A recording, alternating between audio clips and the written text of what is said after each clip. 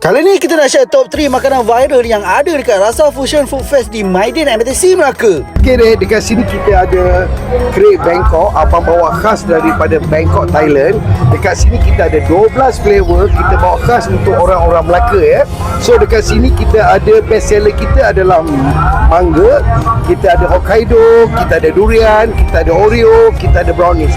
Yang ni lima ni antara yang paling laku keras dekat Penang Melaka. Orang Melaka dia kena try Bangkok krep, abang bawa khas daripada Bangkok di Thailand. Ini Hokkaido antara yang paling best seller. So orang Melaka dia kena try sebab krep ni tak manis. Krep ni orang pernah cakap semua peringkat boleh ni, dan dia saiz dia lebih besar dan lebih gebu. Okey, dekat sini kita ada pelbagai jenis strawberry. Sepertinya strawberry cup. Strawberry cup ni ada dua topping, iaitu topping coklat dan juga matcha.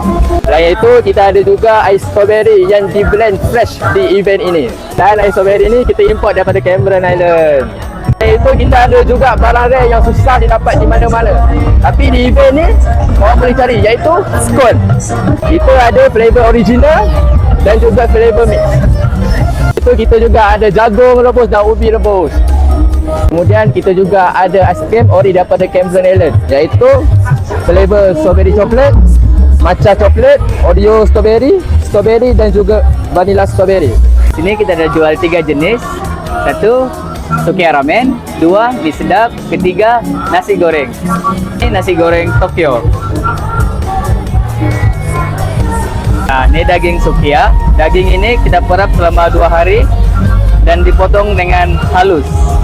Ini Sukiya beef, nasi goreng Tokyo. Ini nama dia Sukiya beef ramen bowl. Untuk daging dia kita buat satu portion 120 gram. Ini pula Sukiya beef mie sedap. Daging pun timbangan dia sama 120 gram. Setiap satu menu kita akan mendapatkan satu sos Sukiya. Jorong ramai ke vendor Japang Sukiya Beef, King Farm dan Nila Bangkok Krep di Rasa Fusion Food Fest di Maidin MTC Melaka sekarang.